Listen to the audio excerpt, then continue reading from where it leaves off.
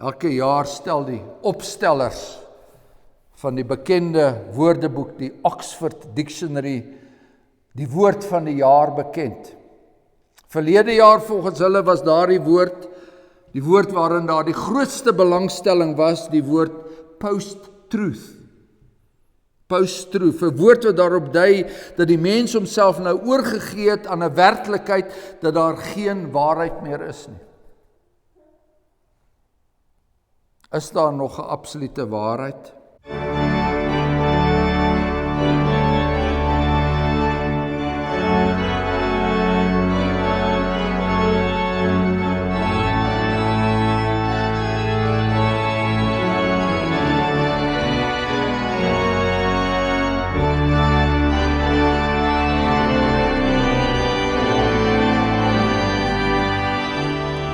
Kom ons bid saam.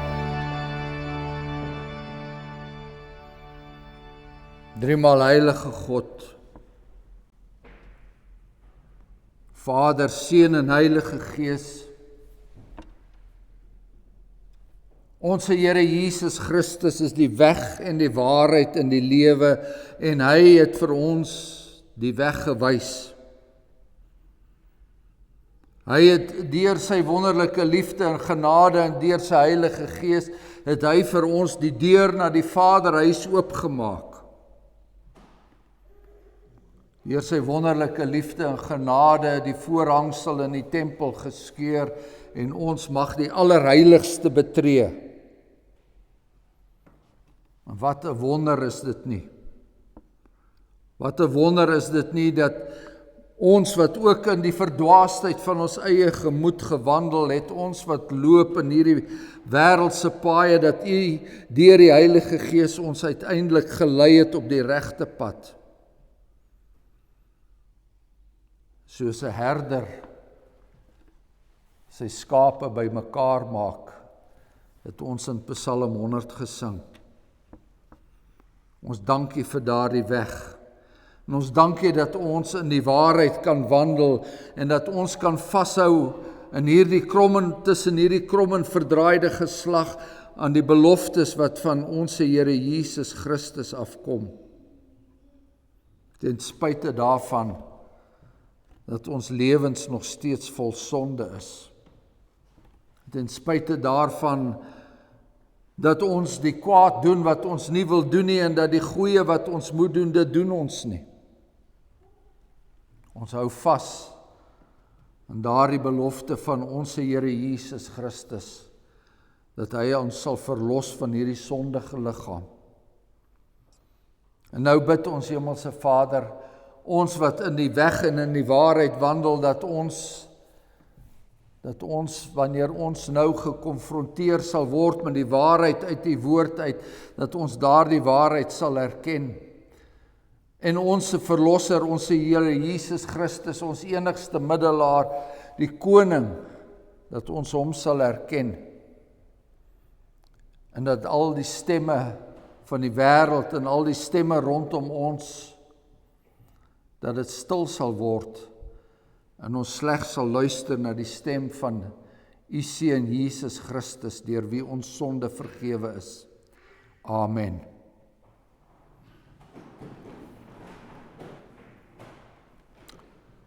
Ons lees uit die Evangelie volgens Johannes en ons lees daar vanaf die 28ste vers in die 18de hoofstuk. En dit beskryf dat Jesus voor Pilatus verskyn het en dat hy oorgelewer is om gekruisig te word. So hierdie is die evangelis Johannes se weergawe van daardie gebeure. Toe neem hulle Jesus na Kajafas, na die goewerneur se paleis. En dit was vroeg in die môre, en hulle het self nie in die paleis ingegaan nie, dat hulle hul nie sou verontreinig nie, maar dat hulle die Pasga kon eet.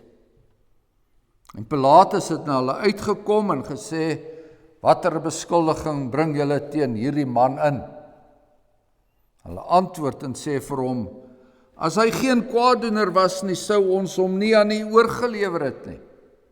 En Pilatus sê vir hulle, neem julle hom en oordeel hom volgens julle wet. En die Jode sê vir hom, dit is ons nie geoorloof om iemand dood te maak nie, sodat die woord van Jesus vervul sou word, wat hy gesê het om aan te dui hoedanige dood hy sou sterwe. Pilatus gaan toe weer in die goewerneur se paleis en hy roep Jesus en sê vir hom, is u die koning van die Jode? Jesus antwoord hom, sê u dit uit uself of het ander u dit van my gesê? Pilatus antwoord, is ek dan 'n Jood? U volk en die owerpriesters het u aan my oorgelewer. Wat het u gedoen? Jesus antwoord, my koninkryk is nie van hierdie wêreld nie. As my koninkryk van hierdie wêreld was, sou my dienaars geveg het, dat ek nie aan die Jode oorgelewer word nie. Maar nou is my koninkryk nie van hier nie. Pilatus sê toe vir hom, u is dan tog 'n koning? Jesus antwoord, u sê dat ek 'n koning is. Hiervoor is ek gebore en hiervoor het ek in die wêreld gekom om vir die waarheid te getuig.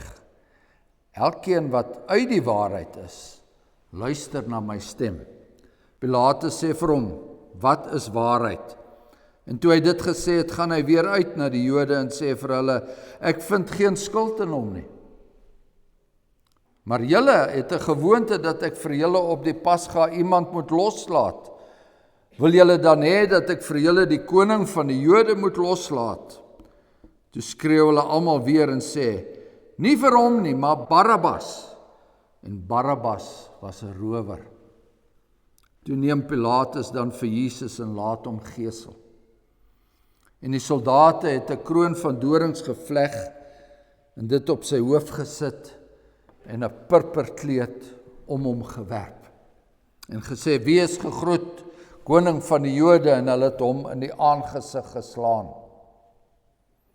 Pilatus gaan toe weer buitentoe en sê vir hulle, kyk, ek bring hom vir julle uit buitentoe, sodat julle kan weet dat ek in hom geen skuld vind nie. En Jesus het uitgekom buitentoe en die doringkroon en purperkleed gedra. En Pilatus sê vir hulle, daar is die mens. En toe die owerpriesters en die dienaars hom sien, skreeu hulle en sê, kruisig, kruisig hom. Pilatus sê vir hulle, neem julle hom en kruisig hom, want ek vind geen skuld in hom nie. Die Jode antwoord hom, ons het 'n wet en volgens ons wet moet hy sterf, omdat hy homself die seun van God gemaak het. En toe Pilatus hierdie woord hoor, het hy nog meer bevrees geword en weer in die paleis ingegaan en vir Jesus gesê, van waar is hy? Maar Jesus het hom geen antwoord gegee nie. En Pilatus sê vir hom, praat u nie met my nie? Weet u nie dat ek mag het om u te kruisig en mag het om u los te laat nie? En Jesus antwoord, u sou geen mag teen my hê as dit u nie van bo gegee was nie. Daarom het hy wat my aan u oorlewer groter sonde. Hierop het Pilatus probeer om hom los te laat, maar die Jode het geskreeu en gesê, as u hom loslaat, is u nie die keiser se vriend nie. Elkeen wat homself koning maak, kom in verset teen die keiser. En toe Pilatus hierdie woord hoor, het hy Jesus buitentoe gebring en op die regterstoel gaan sit in die plek wat plaveisel genoem word en in Hebreëus Gabata. En dit was die voorbereiding vir die Pasga en omtrent die 6de uur. Toe sê hy vir die Jode, daar is julle koning. Maar hulle skreeu, neem weg, kruisig hom. Pilatus sê vir hulle, moet ek julle koning kruisig? Die owerpriesters antwoord, ons het geen koning behalwe die keiser nie. Toe het hy hom dan aan hulle oorgegee om gekruisig te word en hulle het Jesus geneem en hom weggelei. Dit is die woord van die Here en ons lees tot sover daaruit. Johannes 18 vers 35 Pilatus sê vir hom, wat is waarheid? En toe hy dit gesê het, gaan hy weer uit. Geliefdes in ons Here Jesus, toe ek 'n kind was, het ons mense die dominee geglo. Ons het die radio geglo, die radio en die Afrikaanse koerant. Hulle was heeltemal geloofwaardig. Ons het geglo dat die verwoerdam al Suid-Afrika se waterprobleme sou oplos. Vandag is dit nie meer so nie. Vandag wonder ons mense oor alles. En die dominee se mening raak al hoe onbelangriker. Baie mense kyk of luister nie eers meer na die SABC nuus nie. Of glo miskien net die gerugte wat hulle familie en vriende op Facebook en WhatsApp versprei. Saam met Pilatus het hulle moeg geword vir al die stories rondom hulle. Moeg geword om te probeer sif, moeg geword om vir al die halwe waarhede, moeg geword vir al die fopnuus, nuus wat eintlik nie nuus is nie. Vandag lê die waarheid in stukke, soos 'n spieël wat geval het, alles flenters in splinters. Nou Pontius Pilatus vra die vraag, wat is die waarheid? En toe hy dit gesê het, gaan hy weer uit. Hy vra die vraag, wat is die waarheid, maar hy het nie eers 'n sekonde oor om vir die antwoord te wag nie. Wat help dit tog om nog te vra? Nou Pilatus was deur die Romeinse keiser in Judea aangestel en as gouverneur het niks vir hom reg uitgewerk nie. Hy het probleme gehad van begin tot einde. Die Jode het hom gehaat en hy het die Jode gehaat. Hy wou sy gesag met geweld afdwing en hulle het hom met elke geleentheid by die keiser gaan verkla. Teen die tyd toe Jesus se verhoor plaasgevind het, toe was daar alreeds 'n groot vertrouensbreuk tussen Pilatus en die Jode. En daardie geskiedenis word breedvoerig beskryf in die annale van die Joodse geskiedskrywer Josefus. Maar ook in Lukas se evangelie leer ons iets van Pilatus ken. Daar staan iets van sy wreedheid opgeteken in Lukas 13, 'n berig van die Galileërs wie se bloed Pilatus met hulle offers gemeng het. Geen wonder, die Jode het gereeld by die keiser in Rome oor hom gaan kla nie. Nou Johannes beskryf hierdie verhoor van Jesus, hy beskryf die oggend toe Jesus voor Pilatus gestaan het en hy 'n oordeel oor hom moes vel. Toe die waarheid voor Pilatus gestaan het en hy 'n keuse daaromheen moes maak. En vir Pilatus word dit 'n onmoontlike keuse. Vir hom is daar geen enkele waarheid meer nie. Behalwe die aangeklaagde is daar 'n skare Jode en behalwe die owerpriesters is daar nog 'n menigte ander, so het Lukas berig. Die Jode het geglo, hulle beskik oor die hele waarheid, hulle storie is die enigste storie en hulle hele geloof het daarop berus dat daar een enkele God is en dat hy die volk Israel uitverkies het en dat sy gesalfde eendag sal kom. Sy aangewese koning sal kom om daardie volk te verlos en te herstel. En Jesus, die Nasareëner, was volgens hulle nie daardie Messias nie daardie Christus nie, en daarom moes hy uit die weg geruim word. Al was hy hoe gewild, al het hy soveel wonders en tekens verrig, al het hy met meer gesag as enige ander profeet in die geskiedenis opgetree, Jesus, die Nasareëner, moes dood. En Pilatus, die regter, hy sien dadelik raak dat hierdie interne Joodse aangeleentheid is en hy neem homself voor om so min as moontlik met hierdie man te doen te hê. Neem julle hom en oordeel hom volgens julle wet. Nee, Pilatus dring hulle aan, hy moet goed doodgemaak word. Nie sommer in 'n agterplaas daar met klippe doodgegooi word nie, hy moet gekruisig word. Hy moet voor die skares opgehef word, sodat al die feesgangers in Jerusalem hom kan sien. Hy wat homself tot die Messias verhoog het, moet die grootste moontlike vernedering deurgaan. En jy ken die spreekwoord, broeders en susters, die doel heilig die middele. Hier in Johannes 18 sien ons hoe die Jode daardie spreekwoord toepas. Eers verwag hulle van Pilatus om die Nasareëner sonder verhoor reg te stel. As hy nie 'n kwaadoener was nie, sou hulle hom mos nie aan Pilatus oorgelewer het nie. Hulle is vinnig om dit te sê. En toe hulle sien dat Pilatus nie lus is vir so 'n regskending nie, toe probeer hulle iets anders. Hulle probeer afperse. As Pilatus hom loslaat, is Pilatus nie die keiser se vriend nie. Elkeen wat homself immers koning maak, kom in verzet teen die keiser. En dan laastens om hulle doel te bereik, is hulle bereid om hulle eie geloof te verloon deur te skree, ons het nie 'n koning nie, behalwe die keiser. Die doel heilig die middele. Enige iets, enige leen, enige taktiek, as hulle net kan kry wat hulle wil. En beleef ons dit nie in ons wêreld vandag nie, geliefdes. Selfs soos hier wat ons gelees het, selfs van kerkmense nie. En daarom moet die ware disippels van ons Here Jesus so versigtig wees voor hulle self by iets laat betrek. Pilatus se kop werk 'n bietjie anderster. Hy's 'n Romeinse pragmatis wat 'n antwoord soek, 'n oplossing wat in hierdie omstandighede sal werk.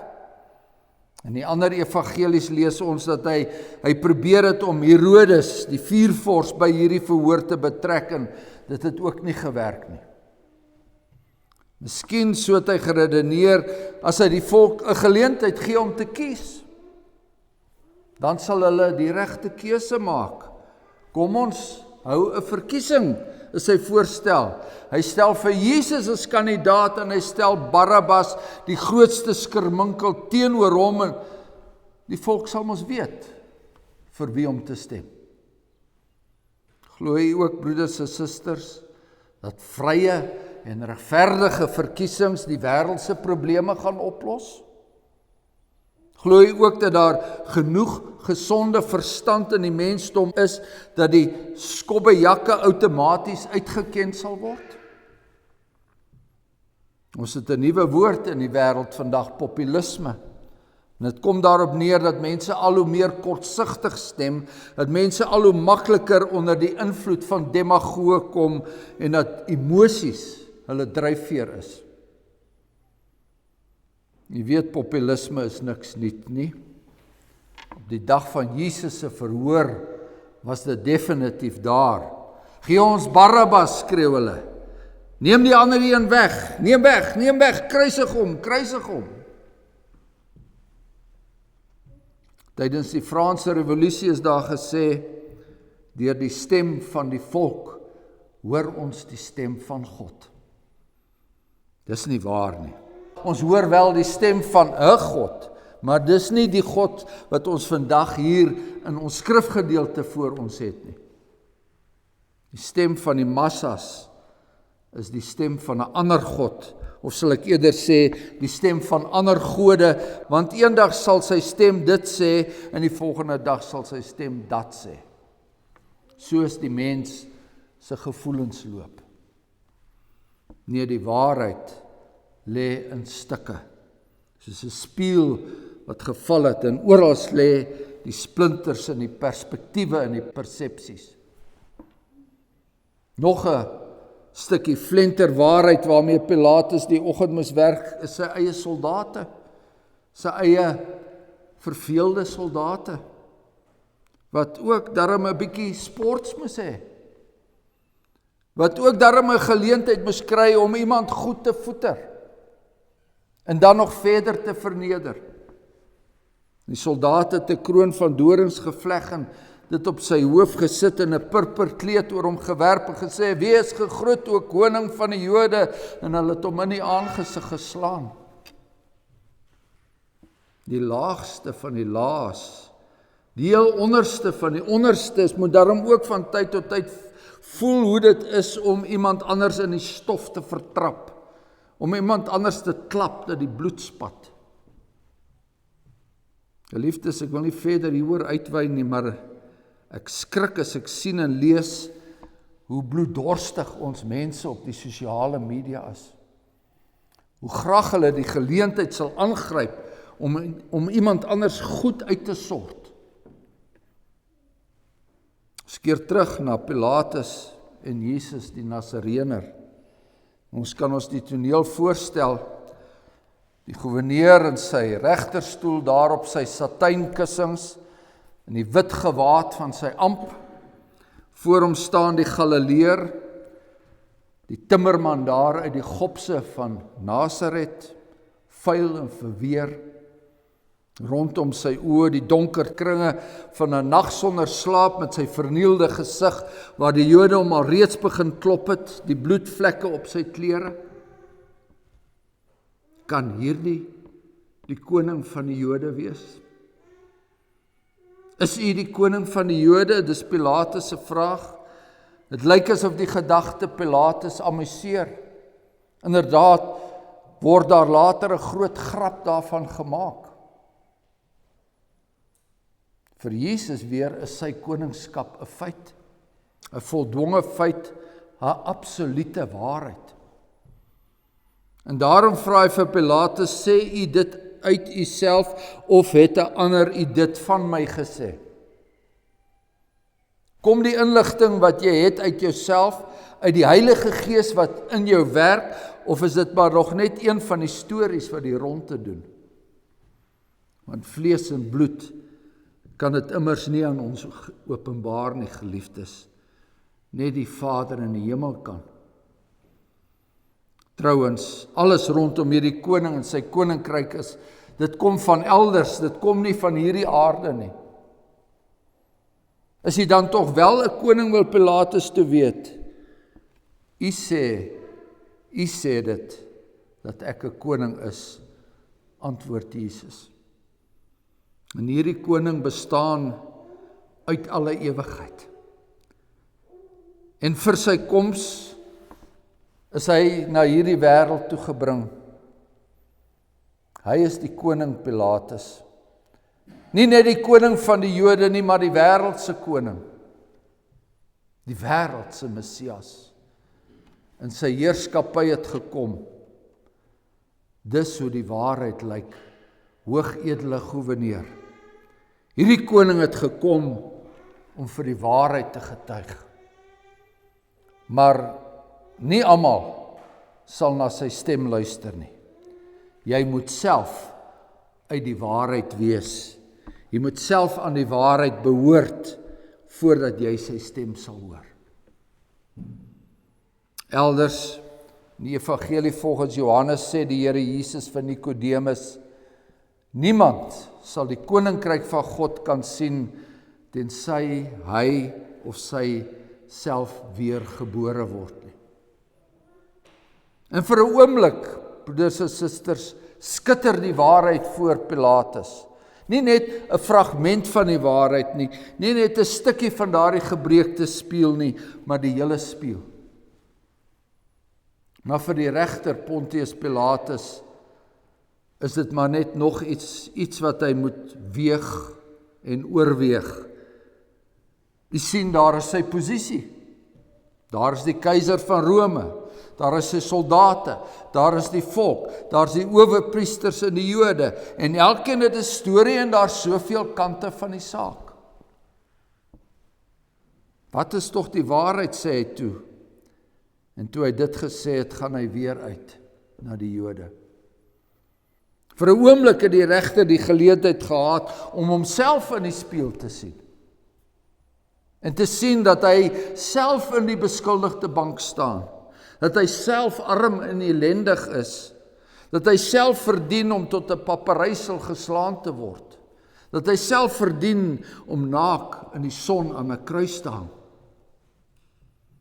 Daar is die mens, sê Pilatus later.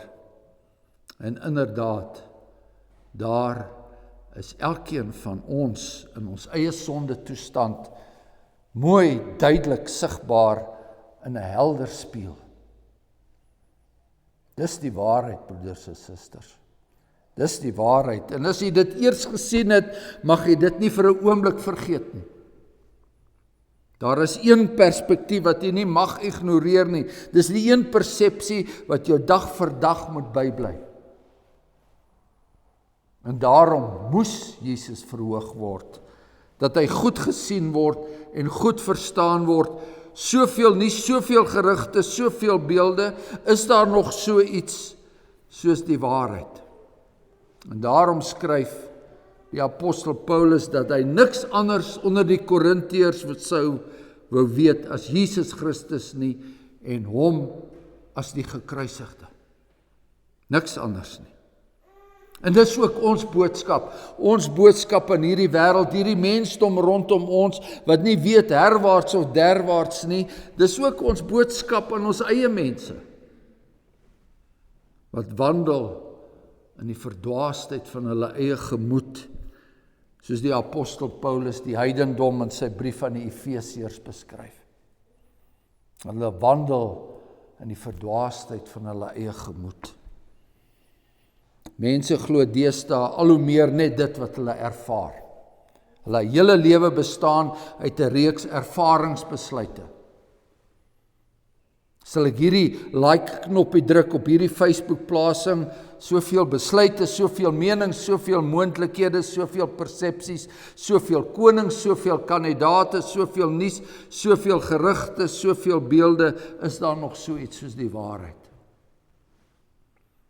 Jy weet, elke jaar stel die opstellers van die bekende woordeboek, die Oxford Dictionary, die woord van die jaar bekend.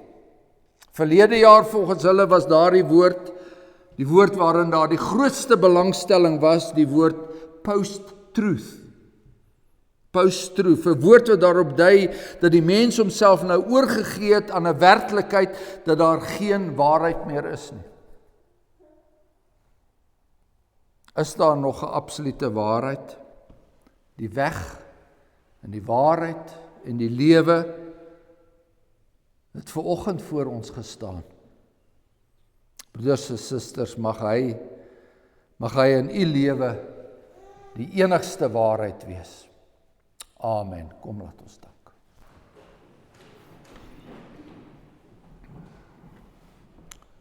Genadige God en hemelse Vader, en dan kan ons ook nie hieroor stil bly nie. Dit is 'n waarheid wat ons moet uitdra, hoe moeilik dit ook al is.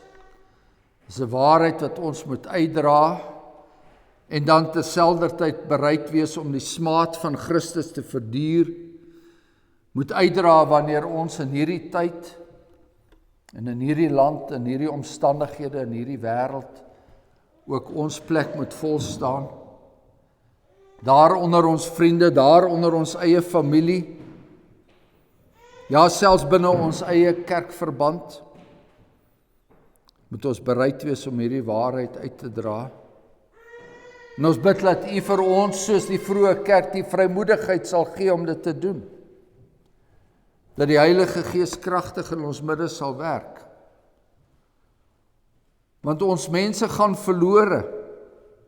Ons volk gaan verlore. Ons volk gaan verlore in 'n warboel van verdwaasde kennis en emosies en gevoelens en haat en weerstand en wantroue. Ons bid dat U ons sal lei om die waarheid van ons Here Jesus Christus sonder enige terughouding te stel. Ons bid dit in sy naam, ons Here, ons hoogste profeet. Amen.